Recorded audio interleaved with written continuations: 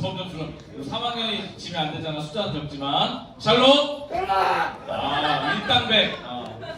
여러분 우리가 올해 2023년도부터 노래하고 선포하면 하나님의 꿈이 나의 비전이 된다. 이런 주제로 비전 콘서트를 진행하고 있습니다. 그래서 5월에도 아주 특별한 손님을 모셨고 지난주 예배 때 저희가 소개 영상도 보여드렸는데 굉장히 오프라인 활동뿐만 아니라 온라인 활동에서 굉장히 왕성하게 활동하고 계시는데 바쁘신 중에도 여러분들을 사랑하는 마음으로 이곳 강화까지 또 덕신호까지 방문해 주셨습니다.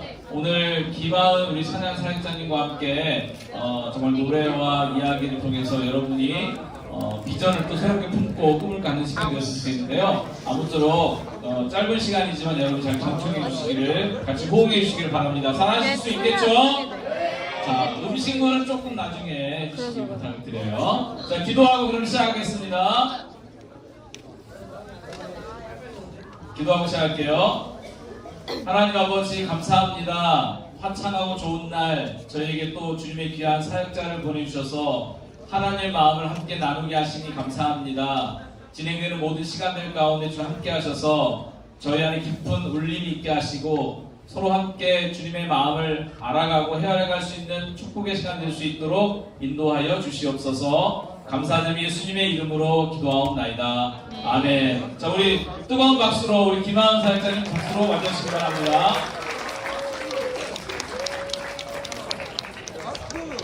외면하지 말고. 나내 껐어. 양보할게. 안녕하세요. 반갑습니다. 김하은입니다. 안녕하세요. 반갑습니다.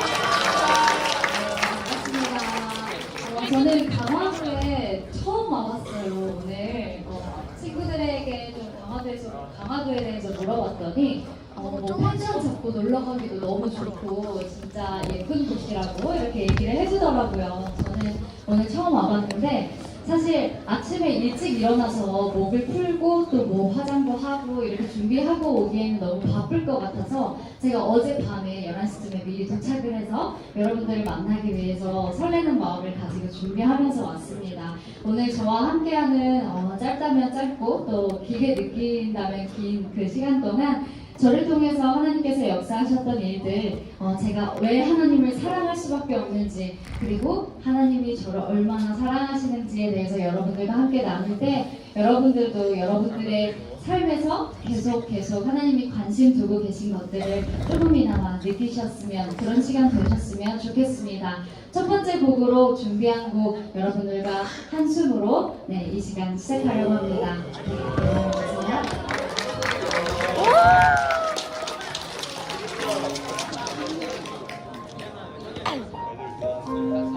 도움이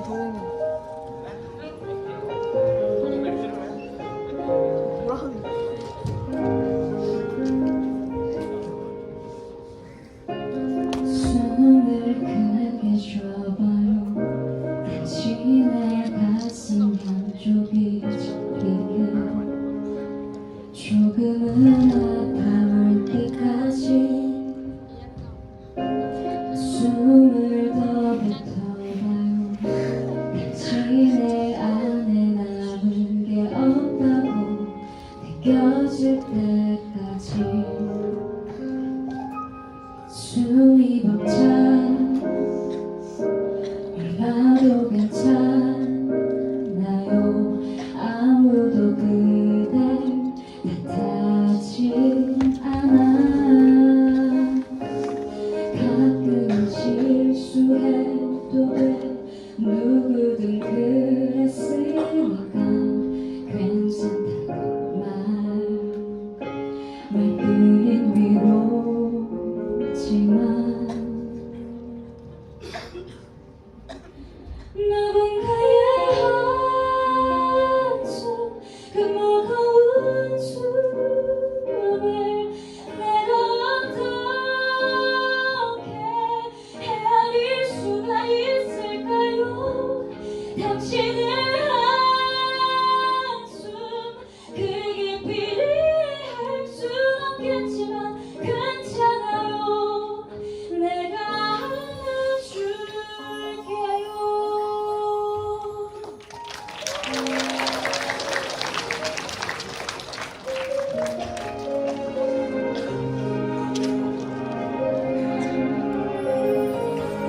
숨이 벅차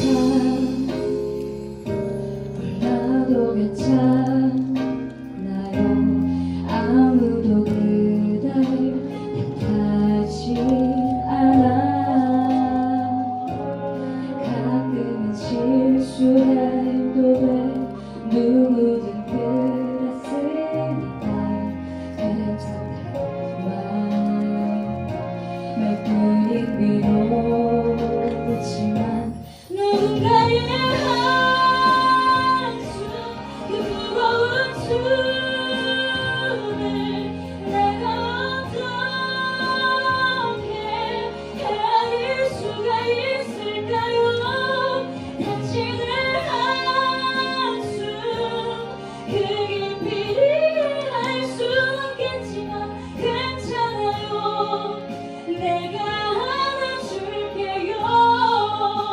남들 눈에 힘빠지는 한숨으로 보일지 몰라도 나는 알고 있죠. 작은 한숨 내뱉기도 어려운 하루를 보냈던 걸. 이제 다른 생각은 나요. 깊은 숨을 쉬어봐요. 그리고 내뱉어요.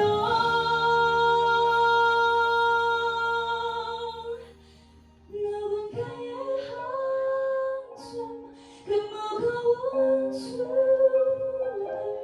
내가 어떻게 헤아릴 수가 있을까요? 다치는 한숨 그 깊이를 알 순 없겠지만 괜찮아요. 내가 안아줄게요.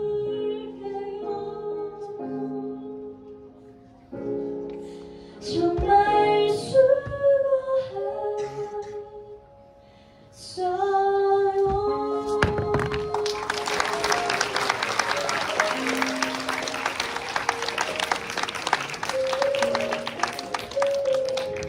네, 감사합니다. 여러분들도 잘 알고 계시는 노래 한숨이었습니다. 저에게 이렇게 조명을 쏴주시고 여러분들의 얼굴은 잘 보이지 않는 그런 상황인데 그럼에도 불구하고 여러분들이 얼마나 제 노래에 집중해서 듣고 계신지 조금은 알 것 같습니다. 이 노래는 제가 부를 때마다 또 제가 또 이하이 원곡자의 목소리로 들을 때마다 그런 생각이 드는 것 같아요. 이 곡을 쓴 사람은 정말 내가 이런 말을 듣고 싶어서 이런 가사를 쓰지 않았을까? 그런 생각이 듭니다. 괜찮다고 말해주는 사람이 하나도 없어서 수고했다고 날 안아준다고 얘기해주는 사람이 하나도 없어서 너무 외로운 마음을 품고 정말 간절한 마음을 품고 이 노래를 쓰지 않았을까 이 노래를 만들고 부르지 않았을까라는 생각을 하게 되는 곡인 것 같습니다. 여러분들도 여러분 삶을 책임지고 꾸려나가느라 굉장히 많은 수고들을 하루하루 하고 있는 것을 압니다. 저의 중고등학교 시절도 그랬던 것 같아요. 오늘 여러분들과 함께 저의 어린 시절 이야기를 짧게 풀어보면서 계속 이야기를 나누고자 합니다. 저는 어렸을 때 시골에서 자랐어요. 어느 정도 시골이었냐면요. 저의 취미가 계곡에서 개구리 잡기, 도롱뇽알 모으기 라는 취미였을 정도로 정말 컴퓨터를 할 수 있는 PC방이라던가 영화를 볼 수 있는 영화관, 노래방 아무것도 없는 그런 정말 시골이었습니다. 아이스크림을 하나 먹고 싶어서 차를 타고 나가면 거의 한 30분을 가야 슈퍼마켓이 조그만 게 하나가 있고 또 거기에서 아이스크림을 먹으려고 딱 이 아이스크림 통을 열면 유통기한이 한 3, 4년쯤은 지나 있는 그런 정말 열악한 상황에서 어린 시절을 보냈는데요. 그때 저에게 유일한 좋아하는 일이랄까요? 그게 딱 한 가지 있었어요. 바로 피아노를 치면서 노래를 하는 것이었습니다. 저희 아빠는 목사님이셨어요. 태어나고 보니까 내가 원한 적도 없는데 아빠가 목사님이더라고요. 내가 원한 적도 없는데 교회를 가야만 했고 아빠가 앞에서 설교를 하실 때는 맨 앞에서 아멘을 하고 아빠가 찬양을 하실 때는 또 피아노로 달려가서 반주를 하는 그런 어린 시절을 보냈습니다. 교회 안에서 음악을 처음 접했고 또 음악이라는 것이 내 안에서 어떻게 표현되고 또 어떻게 나의 감정들을 표출할 수 있는지 교회 안에서 처음 배우기 시작했습니다. 저는 학교에 갔다 오면 바로 아빠 교회로 달려갔어요. 왜냐면 거기에는 공짜로 쓸 수 있는 하얀색 예쁜 그랜드 피아노가 있었거든요. 매일매일 같이 학교를 마치고 가서 피아노를 치면서 노래를 하고 또 잠깐 사택에서 엄마가 하나 밥 먹어 라고 얘기하시면 집에 가서 잠깐 밥을 먹고 가방을 내려놓고 또 다시 교회에 가서 밤에 될 때까지 피아노를 치고 노래를 하고 교회에 기도하러 밤에 오시는 분들이 있으면 바톤 터치를 하고 집에 가서 잠을 자는 그런 생활을 했습니다. 거의 뭐 피아노와 노래랑 제가 거의 친구였다라고 얘기할 수 있을 만큼 정말 그 일을 사랑했어요. 그래서 그 시간을 통해서 제 안에 조금 소망의 씨앗이 자라기 시작했습니다. 노래하는 사람이 되고 싶다라는 꿈이 제 안에 생기기 시작한 겁니다. 근데 말씀드렸다시피 정말 시골이었기 때문에 내가 노래를 배우고 피아노를 배울 수 있는 학원조차 없었어요. 그래서 저는 예고를 가야겠다라는 마음을 품었습니다. 예고에 가면 정말 많은 친구들이 음악을 하고 선생님도 쉽게 만날 수 있고 이렇기 때문에 예고에 가야겠다는 생각이 들더라고요. 예고 입시를 목표로 밤낮 없이 또 연습을 하기 시작했습니다. 서울에 한 번씩 3시간씩 차를 타고 가서 선생님께 레슨을 받고 돌아오기도 하고 그 나머지 시간에는 제가 스스로 연습하는 시간을 가졌어요. 그러던 어느 날 제 목소리가 갑자기 나오지 않는 거예요. 아무리 노력해도 도레미파솔라시 도레미파솔라시까지 편하게 냈던 제 음역이 도레미파솔라시부터는 쇳소리밖에 나오지 않았어요. 너무 절망스럽고 놀랐던 그 마음을 품고 춘천이라는 저희 동네에서 1시간 반 정도 떨어진 큰 병원에 갔습니다. 가서 성대 내시경 검사를 하고 포도 내시경을 통해 검사를 하고 선생님을 뵀어요. 의사 선생님이 저를 보자마자 이렇게 말씀하시더라고요. 한양 성대는 상위 1% 성대예요. 너무 예쁘고 깨끗하고 아무런 문제가 없어요 라고 얘기하시더라고요. 꿈에 다시 부풀어서 아빠 교회로 달려갔습니다. 피아노를 두드리면서 노래를 다시 해봤는데 여전히 제 목소리는 돌아오지 않았어요. 도레미파솔라시도부터는 제 마음대로 목소리가 컨트롤되지 않더라고요. 이후에 알았지만 그런 증상은 공부하면서 알게 된 거지만 성대가 파르르 떨리면서 진동을 해서 소리를 발생시키는 원리로 움직이는 건데 이게 둘이 붙어버린 그런 상황이었습니다. 그런 상황에서 저는 하나님을 원망하기 시작했어요. 하나님, 이 시골 촌바닥에서 내가 유일하게 좋아했던 거 노래 하나밖에 없는데 어떻게 내가 꿈을 꾸고 있는 걸 어떻게 이렇게 좌절시킬 수가 있으세요? 라면서 제가 하나님을 원망하기 시작했습니다.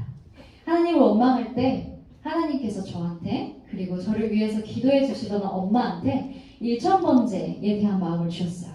1000번째는 나의 마음에 정말 원하는 소원 한 가지를 두고 내가 작정해서 헌금을 드리는 것을 말해요.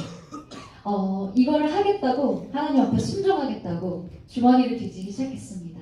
할게요 하나님, 1000번째 할게요. 내 목소리만 고쳐주신다면 나 뭐든지 할 수 있어요 라는 생각으로 주머니를 뒤졌는데 정말 10원 한 장 50원짜리 하나 나오지 않았어요. 그래서 또다시 하나님을 원망했습니다. 아니 하나님, 헌금하라는 마음을 줄 거면 돈도 같이 줘야 되는 거 아니에요? 돈도 없는 사람한테 헌금하라는 마음만 주면 어떡해요? 라고 엉엉 울기 시작했어요. 그때 하나님께서 제 머릿속에 퍼뜩 이런 생각이 떠오르게 하시더라고요. 하나, 내가 너한테 이미 준 거 있잖아. 너의 목소리, 그것으로 나를 찬양해라 라고 말씀하시더라고요. 찬양하겠다는 삶, 노래하겠다는 삶, 제가 어떤 비전을 품고 있을 때 하나님께서는 그거를 내가 세상적으로 이용하거나 나의 만족을 위해서 내가 세상적으로 성공하는 것을 위해서 사용하길 원하지 않으셨던 것 같아요. 내가 하나님 앞에 이 소원을, 나의 꿈을 드리고 맡기고 내 길을 열어가 주세요 라고 기도하고 의지하는 마음을 원하셨던 것 같습니다. 그래서 저는 그 자리에서 하나님께 다 내려놓았어요. 하나님, 이렇게 기도했습니다. 당신께 드릴 것이 목소리밖에 없습니다.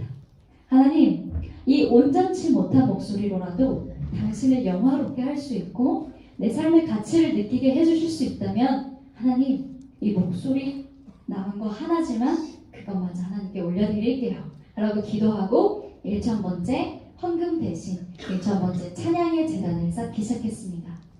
한 번 찬양의 특송 자리가 만들어질 때마다 하나님께 그렇게 약속했어요. 하나님, 아빠 교회에서 찬양하면 새벽 예배, 구역 예배, 주일 예배 4번, 뭐 수련회 때, 뭐 부흥회 때 언제든지 할 수 있고 언제든지 하게 되면 뭐 3년도 안 돼서 1,000번째, 1,000번의 찬양 끝낼 수 있어요. 하지만 하나님 그렇게 매너리즘에 빠져서 형식적으로 하나님께 찬양드리고 싶지 않아요. 하나님 나에게 정말 귀한 자리를 예비해 주시고 하나님께서 준비해 주신 자리에서 내가 찬양할 수 있게 해주세요 라고 기도했습니다. 그때부터 교회 안에 교단에 주소록이 있어요. 전화번호부라고 할까요? 요즘은 쓰지 않는 그런 전화번호부가 있는데 그거를 다 펼쳐보면서 일일이 전화를 했습니다. 안녕하세요. 저는 강원도 화천 사도교회에 다니는 김하은이라고 하는데요. 제가 이번에 하나님께 응답을 받고 제게 주신 비전을 통해서 저에게 주신 달란트로 하나님께 영광을 돌리고 싶어서요. 저 찬양 한 번만 할 수 있게 허락해 주실 수 있나요? 라고 전화를 돌렸어요. 어느 곳에서도 예스라는 답은 돌아오지 않았습니다. 노래하고 싶은데, 찬양하고 싶은데 그냥 시골 어떤 한 여자아이의 노래를 아무 데서나 어떤 예배에서나 세워줄 수가 없는 거였어요. 그래서 그 당시에 유행하던 유튜브와 싸이월드에 제 찬양을 하나씩 업로드하기 시작했습니다. 이제 전화할 때는요, 유튜브에 이렇게 검색해보세요. 노래하은이라고 검색하시면요, 제가 찬양하는 모습이 나오는데요. 그 찬양을 보시고 괜찮으시다면 제가 한번 찬양할 수 있도록 자리를 열어주세요 라고 부탁하게 된 거예요. 그때서부터 한 번 찬양의 자리를 하나님께서 여셨고 지금은 1,000번의 제사를 작년에 모두 마쳤습니다. 그리고 그런 삶을 살아가다 보니 저는 정말 내가 어릴 적 꿈꾸었던 그대로 노래하는 사람으로 살아가고 있더라고요. 지금까지 오기까지에 여러 가지 일들이 있었습니다. 마음이 무너지는 일도 있었고 누군가에 의해 내 영혼이 갈기갈기 찢겨지는 것 같은 아픔을 겪은 적도 있었어요. 부모님이 많이 보고 싶은 적도 있었고 눈물 없이는 이 노래 한 곡을 끝까지 불러낼 수 없는 시간들도 있었습니다. 하지만 지나온 시간 분명하게 내가 말할 수 있는 것은 나는 노래를 사랑하고 그 노래를 통해서 사람들에게 힘을 주고 싶고 위로하고 싶고 또 그것을 통해서 내가 사랑하는 하나님을 전할 수 있다면 더할 나위 없이 행복한 삶이었다라고 얘기할 수 있을 것 같습니다. 하나님께서 약물 치료나 수술 없이 제 목소리를 자연적으로 치유될 수 있게 은혜를 내려주셨고 저는 여러분들이 보시는 것처럼 지금 노래하는 삶을 살아가고 있습니다. 예고 입학에도 성공했고요. 예고에 진학하기 위해 시골에 있는 가족들을 두고 16살 11월에 혼자 서울로 향했습니다. 손에 200만 원 정도 되는 돈을 들고 지하에 단칸방 하나를 얻어서 자취를 시작했어요. 모든 음악적인 마음의 지원들은 부모님께서 넉넉하게 해주셨어요. 하나 너는 노래할 때가 제일 멋져. 하나 너는 노래할 때 진짜 내가 마음에 힘이 나 라고 부모님이 항상 얘기해 주셨지만 경제적으로는 어려우셨어요. 왜냐하면 시골에서 목회를 하고 계신 목사님 사모님이셨고 또 제가 사남매 중에 장녀였거든요. 장녀 하나를 키워서 서울로 보냈지만 이미 밑에는 줄줄이 동생들을 케어해야 하는 상황이셨던 거예요. 그래서 저는 생활비, 내가 레슨을 받아야 하는 레슨비, 학교에 다녀야 하는 학비 다 제가 벌어서 학교를 다녀야만 하는 상황이었어요. 그것도 모자라서 장학금을 받지 않으면 학교를 다닐 수가 없는 상황이었습니다. 매일같이 학교에 갔다 오면 고깃집에 알바를 하러 가요. 닭갈비집이나 뭐 돼지갈비집에 알바를 하러 가요. 알바를 하고 가서 밤에 한 11시쯤 퇴근을 합니다. 퇴근을 하면 바로 편의점으로 야간 알바를 하러 가요. 야간 알바를 하러 가서 조끼를 갈아입고 야간 알바를 하다가 새벽 한 5시 반쯤 퇴근을 합니다. 터덜터덜 집으로 돌아와서 잠깐 눈을 붙이고 또 학교에 가는 거예요. 그렇게 쳇바퀴 도는 그런 삶을 계속 살다 보니까 제 마음이 점점 지치기 시작했어요. 어느 날은 다 그만두고 싶다라는 생각이 들더라고요. 부모님께 전화해서 잘 지낸다고 얘기했어요. 아, 엄마, 여기 노래 잘하는 친구들도 되게 많고 선생님들도 정말 잘 가르쳐 주시고 진짜 전문적이고 여기 졸업하고 나면 나 좋은 대학교 갈 수 있을 것 같아요. 이렇게 얘기하면서 끊고 나면 소리 없는 울음을 삼키곤 했습니다. 그런 시간들 가운데 이제는 정말 그만둬야겠다라는 마음을 품고 노래를 멈췄습니다. 노래를 멈췄을 때 제 안에서 아주 깊은 곳에서 미련 한 덩어리가 올라오더라고요. 그래서 개원예고 가요제에 나가게 되었어요. 그래, 내가 여기까지 가족도 버리고 내가 혼자 성공해보겠다고 여기까지 왔는데 노래 딱 한 번만 더 해보고 그래, 그만두자 라는 생각으로 무대에 올랐습니다. 지금도 유튜브에 보면 18살의 하은이가 하늘색 원피스를 입고 개원예고 무대에서 노래를 부르는 장면이 나옵니다. 그 장면을 보면 정말 울부짖듯이 이렇게 노래를 해요. 계속 나를 안아주세요. 예전 모습처럼 그동안 힘들어진 나를 보며 위로하네요. 내 손을 잡네요. 지친 맘 이제 쉬라며 지금도 그대 손은 그때처럼 따뜻하네요. 이런 노래를 계속해서 부릅니다.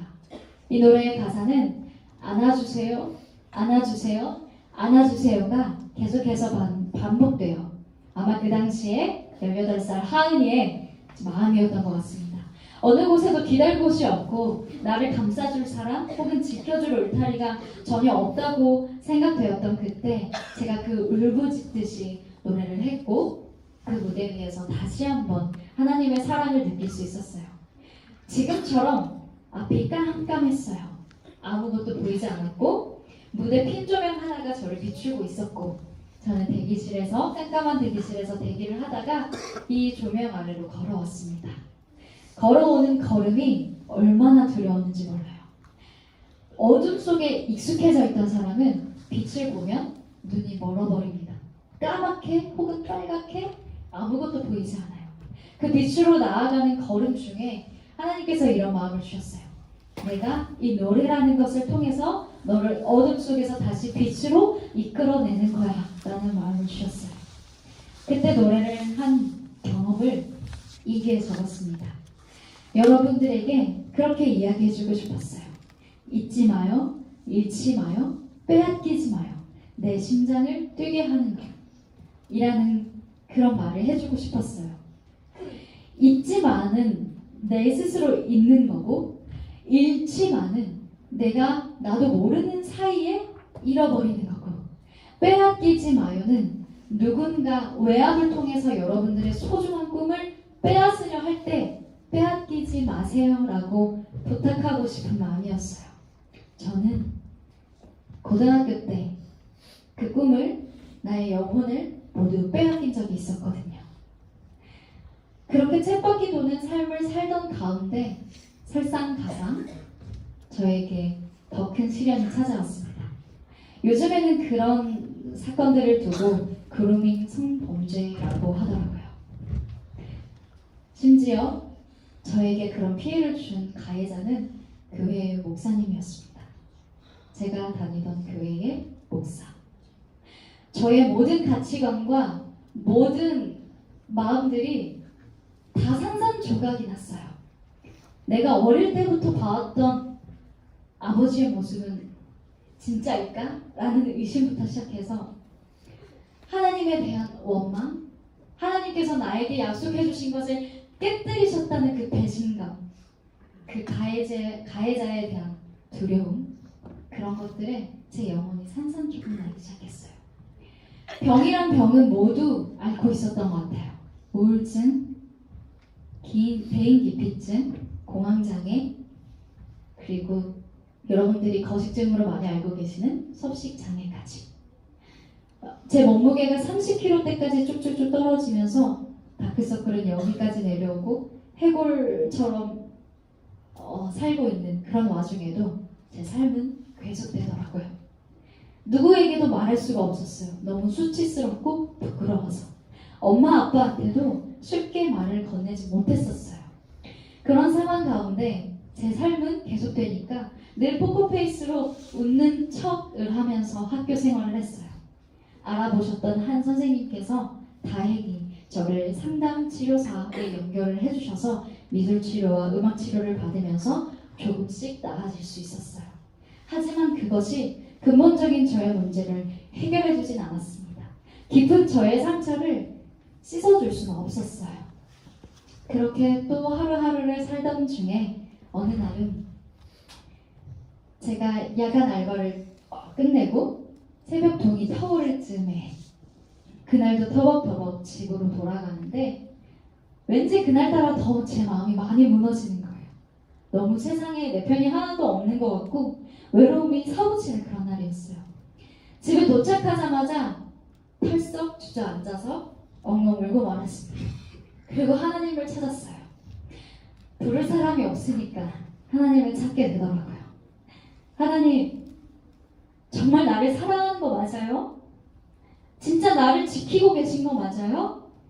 하나님, 나를 보고 계신 거 맞아요? 하나님, 나를 포기하지 않는다고 하셨는데 그거 다 거짓말이었던 거예요? 하나님, 내가 그 창고 안에 갇혀있을 때, 그 무서움에 떨고 있을 때, 내가 온몸에 벌레가 기어다니는 것 같은 그런 괴로움을 느껴야만 했을 때, 친구들은 친구들끼리 놀러가고 나는 알바를 어쩔 수 없이 해야 돼서 걸어가는 그 발걸음에 피곤해 내 몸을 맡기고 버스 안에서 꼬박꼬박 졸던 그때에 부모님이 보고 싶지만 말할 수 없이 참았던 그때에 하나님은 정말 어디 계셨던 거예요? 라면서 엉엉 울고 토하듯이 제 마음을 쏟아냈습니다. 그때 하나님께서 제 머리에 이런 번뜩 구절 하나를 떠오르게 하시더라고요. 제가 스스로 생각해낸 건 아니라고 생각해요. 그 구절이 바로 내가 어찌 너를 놓겠느냐 라는 말이었습니다. 아무리 생각해도 뭐 교회 안에서 어렸을 때부터 자랐으니까 성경에 나온 말이 있겠거니 하고 성경을 뒤지기 시작했어요. 성경에 아무리 뒤져도 성경책이 너무 두껍다 보니까 제가 찾을 수가 없더라고요. 어플을 설치해서 이렇게 검색했습니다. 내가 어찌 너를 놓겠느냐 라고 검색했더니 이 말씀 구절이 나오더라고요. 여러분 혹시 앞에 자막 한번 띄워주시면 호세아서 11장 8절 말씀 한번 같이 읽어볼 수 있을까요? 호세아서 11장 8절 말씀입니다. 에브라임이여 내가 어찌 너를 놓겠느냐 이스라엘이여 내가 어찌 너를 버리겠느냐 내가 어찌 너를 아드마같이 놓겠느냐 어찌 너를 스보임같이 두겠느냐 내 마음이 내 속에서 돌이키어 나의 긍휼이 온전히 불붙듯 하도다 라는 말씀 구절이었습니다. 자막이 준비가 안 된 거죠? 네, 제가 이 구절을 설명해 드릴게요. 에브라임이여 내가 어찌 너를 놓겠느냐로 시작하는 이 구절에 하나님께서 자신을 계속해서 배반하고 떠나려 하는 하나님께서 선택하신 백성에게 하시는 말이에요. 제 이름을 대입해서 저는 이 구절을 읽게 됐어요. 하나, 내가 어떻게 너를 놓겠니? 하나, 내가 너를 어떻게 버릴 수가 있겠어? 하나, 내가 너를 어떻게 그냥 놓아두겠니? 내가 어떻게 너를 포기하겠니? 너를 사랑하는 마음이, 너를 불쌍히 여기는 마음이 내 안에서 불붙는 것 같이 일어나고 있어 라고 말씀해 주셨어요. 그 순간 하나님의 사랑을 느낄 수 있었어요. 제 머릿속에서 주마등처럼 제가 겪어왔던 모든 일들이 지나가기 시작하더라고요. 그렇게 말씀해 주시는 것 같았어요. 장면 하나하나를 볼 때마다 그렇게 느꼈어요. 내가 혼자라고 생각했던 나 혼자 모든 것을 다 뿌려내야 한다는 그런 생각으로 고군분투하던 그 시간 하나하나를 하나님께서 장면 중에 보이시면서 하나, 이때도 그리고 그래도 나는 너와 함께였단다. 단 한순간도 너를 버린 적이 없었어 라고 말씀해 주시는 것 같았어요. 아마 그렇게 하나님께서 저를 함께한다라고 말씀해 주시고 위로해 주시지 않았다면 저는 다시 일어설 수 없을 것 같아요. 하지만 하나님의 사랑은 내 하나뿐인 아들을 이 땅에 나를 위해서 내 죄 때문에 대신 형벌을 받게 하실 만큼 나를 사랑하시는 사랑이기 때문에 제가 그 순간에 다시 살아갈 소망을 얻을 수 있었던 것 같습니다. 여러분께 하나님의 마음이 잘 담겨있는 이 찬양 한 곡을 들려드리고 싶어요. 너를 선택한다 라는 찬양입니다.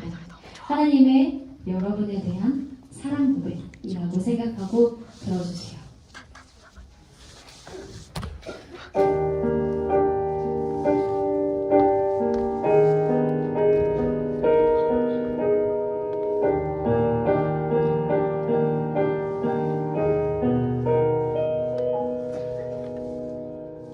귀하고 아름다운 나의 사랑아,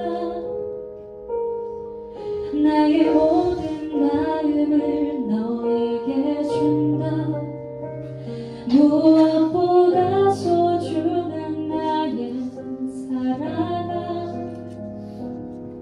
나의 모든 정성을 너에게 준다. 나의 기쁨아, 나의 사랑아,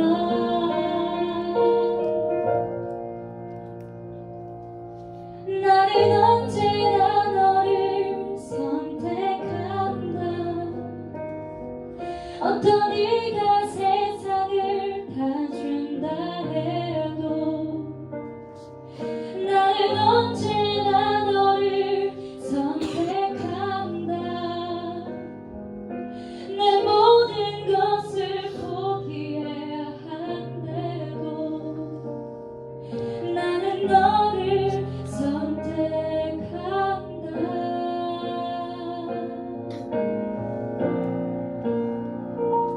어디에 있든지 무엇을 하든지 상관하지 않고 너를 사랑한다. 네가 나를 사랑하지 않아도 상관하지 않고 너를 사랑한다.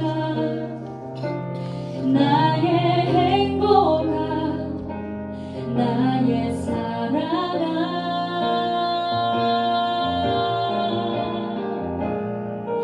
나는 언제나 너를 선택한다. 어떤 네가 세상을 다 준다 해도 나는 언제나 너를 선택한다. 내 모든 것을 포기해야 한데도 나는 너를 선택한다. 네가 잘난 사람이 아니어도 다른 사람들이 손가락질 해도 난 항상 변함없이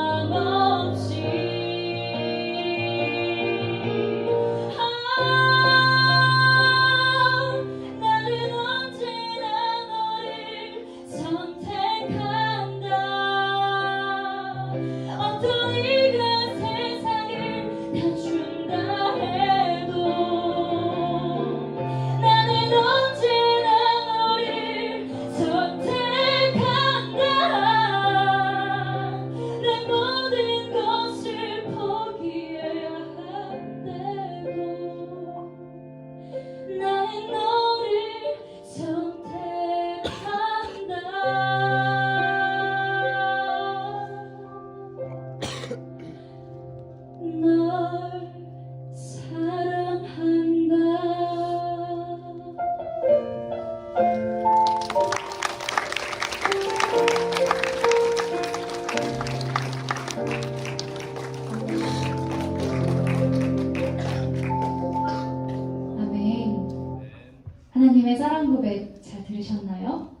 하나님께서 여러분들을 한 사람 한 사람 한 사람을 이렇게 많이 사랑하신대요.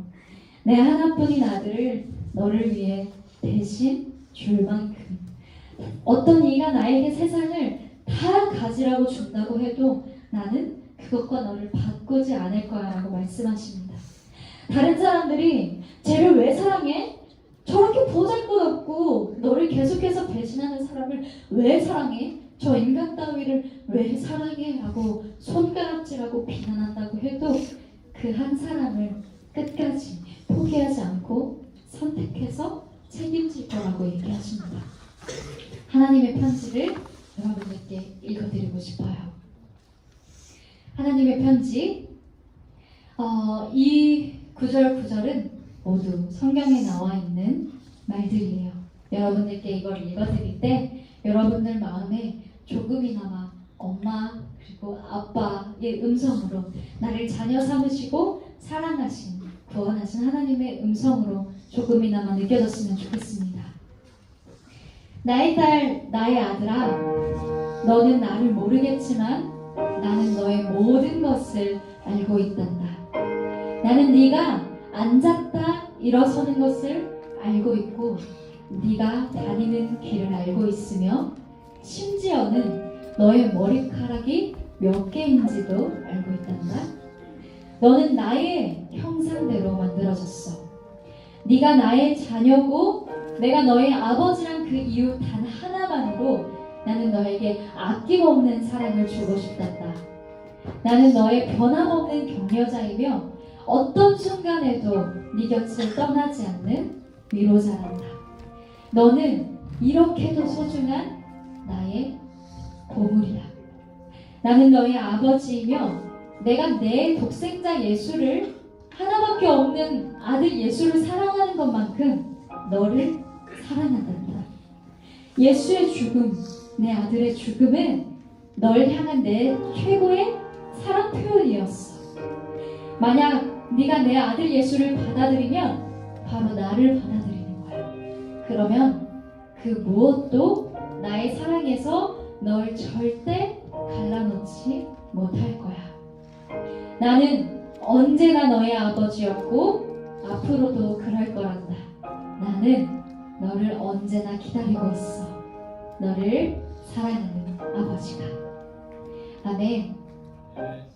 하나님 아버지께서 여러분들을 계속해서 기다리고 계십니다. 하나님께서 내 마음 문 바로 한 발자국 앞에서 여러분들을 기다리고 계세요. 기다리고 계시지만 여러분들이 마음 문을 열어주지 않으면 절대 들어오실 수 없는 분이세요. 그만큼 하나님은, 예수님은 여러분들의 자주적인 의지를, 독립적인 의지를 존중해 주시는 분이십니다.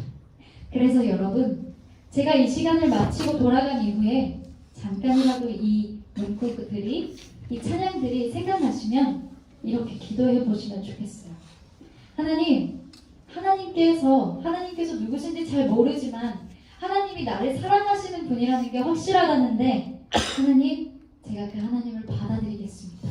나의 격려자로, 위로자로, 나를 구원해 주실 수 있는 분으로 내가 인정하겠습니다. 하나님, 내 마음에 들어와 주세요 라고 기도해 보실 수 있었으면 좋겠습니다.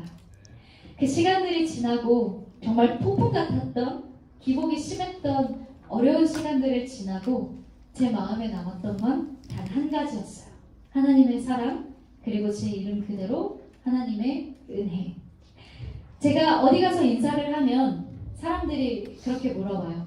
안녕하세요, 김하은입니다 라고 하면 사람들이 뭐라고 하시는지 아세요?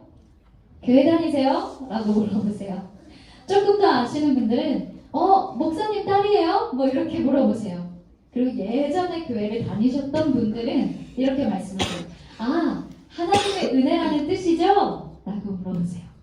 저는 제 이름 명찰을 김하은이라고 새겨받고 살면서도 하나님의 은혜를 아주 자주 까먹는 연약한 존재예요.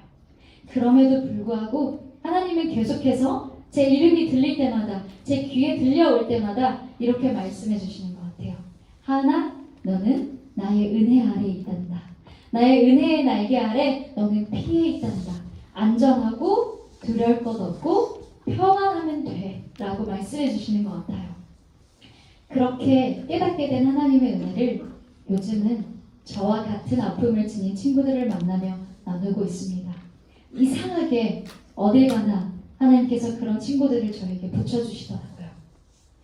친족 성폭력, 가해자가 선생님인 경우, 목사인 경우 저처럼 그런 경우들을 많이 만나게 하세요. 최근에 어떤 친구 하나는 3년, 저와 알게 된 지 3년 만에 드디어 1심에서 유죄 판결을 받아냈어요. 정말 길고 힘든 싸움이에요. 그 친구들을 만날 때마다 너무 화가 나요. 왜 아직도 세상에 이런 일들이 계속 벌어지고 있는지, 왜 하나님은 두고 보시는 것 같은지 너무너무 화가 나요. 그리고 무기력해져요. 나는 그 친구들에게, 나처럼 마음이 아파하는 친구들에게 해줄 수 있는 게 아무것도 없거든요. 그럴 때마다 하나님께서 그런 마음을 주셔요. 하나, 내가 언제나 단 한순간도 너를 포기한 적 없어, 단 한순간도 너를 홀로 둔 적 없어 라는 그 마음을 너에게 주었던 것처럼 그 친구들에게 그 사랑을, 나의 사랑을 그대로 보여줘 라고 말씀해 주세요. 그럼 저는 그저 곁에 있을 뿐이에요.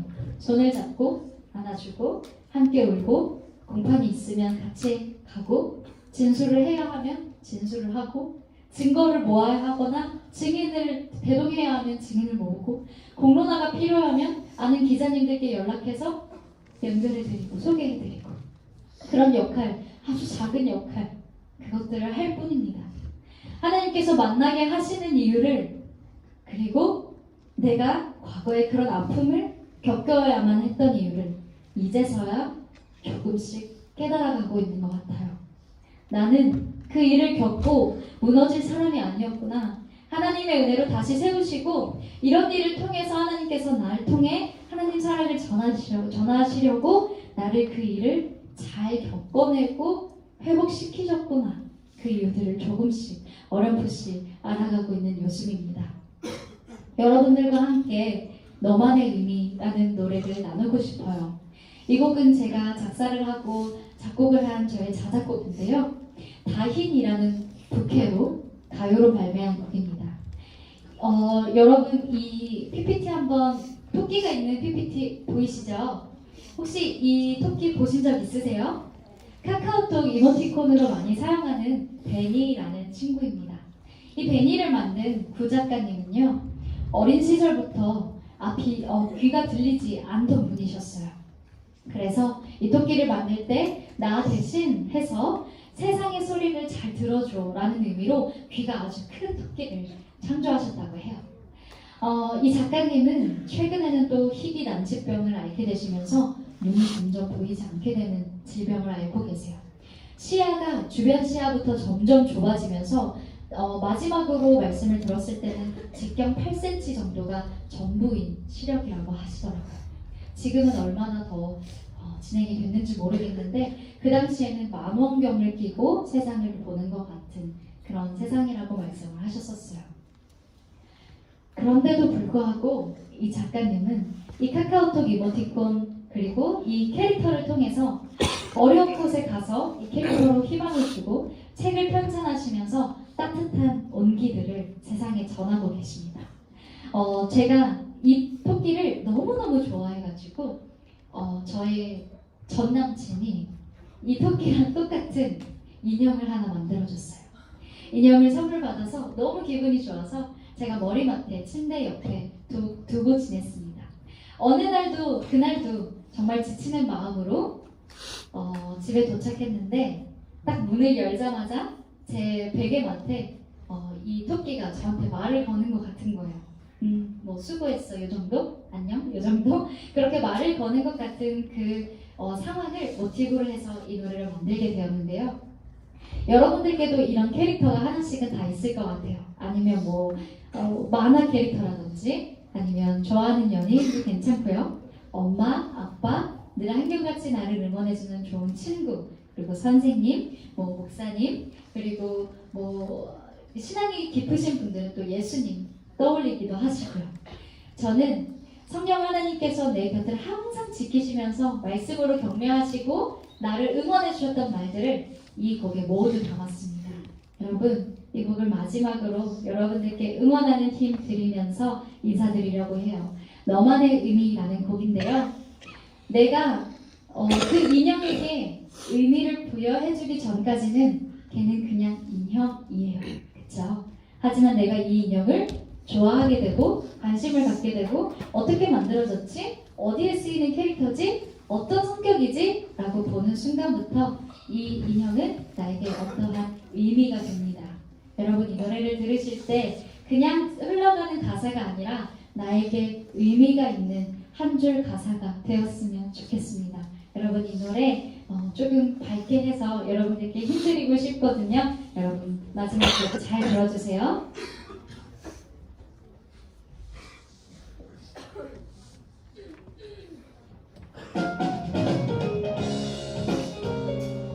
네, 말소리 조금 더 키워주시면 감사하겠습니다.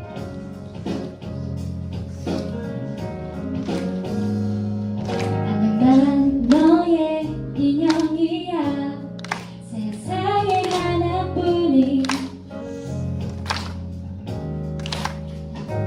오늘 우리 운명처럼 만난 이유, 지금 알아도 만난 이유, 이제 난 알 것 같아.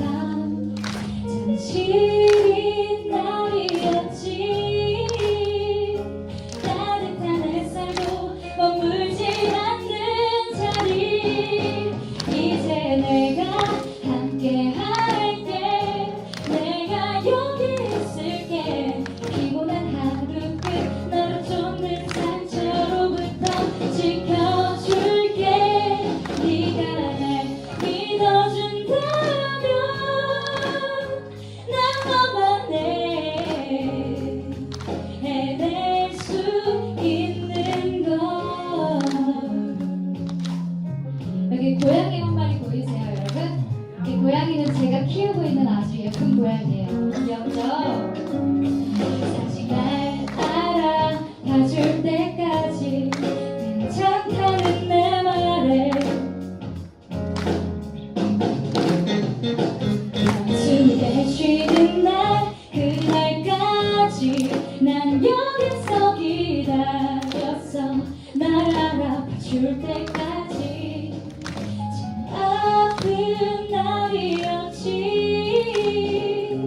차오를 새 없이 흐르는 눈물만큼. 이제 내가 함께 할게. 내가 여기 있을게. 여전히 꿈꾸는 너의 심장이 꿈틀대는 바로 지금.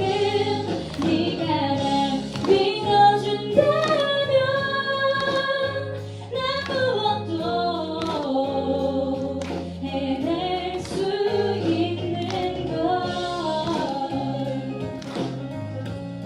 여러분들의 유일한 의미가 되기 위해서 문 밖에서 기다리고 계신 예수님 한 번만 떠올리시면 좋겠습니다. 그리고 여러분들은 언제 어딜 가나 온기를, 빛을 아직도 전할 수 있는 존재들이라는 거 잊지 마셨으면 좋겠어요. 우린 아직 빛을 느낄 수 있어. 우린 아직 온기를 전할 수 있어. 마주보며 웃는 그날까지 같이 걷자 우리. 이제 내가 함께 할게. 내가 여기 있을게. 여전히 꿈꾸는 너의 심장이 꿈틀대는 바로 지금. 날 향한 너의 눈길은 너나만의 의미가 되는 걸.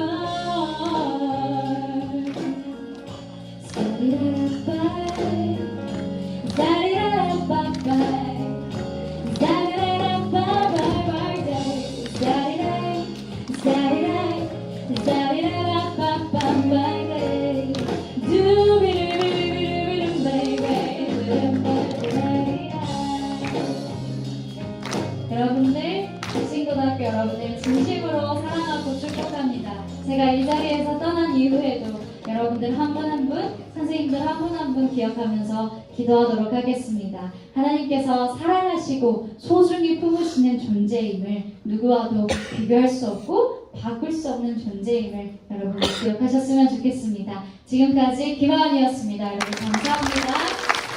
네, 다시 한번 뜨거운 박수로 감사의 마음을 드리는 감사하겠습니다.